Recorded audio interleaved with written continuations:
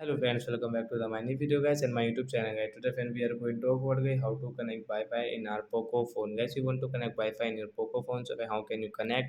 Today I will show you in this video guys how to connect Wi-Fi. So before starting video friends, first of all go and subscribe the channel guys, click the bell icon and like my video. So friends, now let's see guys how can we connect Wi-Fi. So first of all guys, open your phone setting to connect your Wi-Fi. Then guys scroll it friends, you can see your phone Wi-Fi setting guys, click on Wi-Fi setting. As you can see Wi-Fi guys, we will first of all on our phone Wi-Fi guys, you can on and off from here. So after Wi-Fi guys, you can see your Wi-Fi network. So which network guys you want to connect? I have guys this Mukesh network.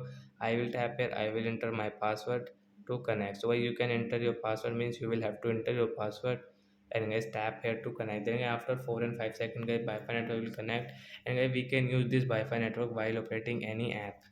So as you can use your Wi-Fi network. So like that guy we can connect Wi-Fi in Poco phone. So that's it guys, thanks for watching the video, bye guys.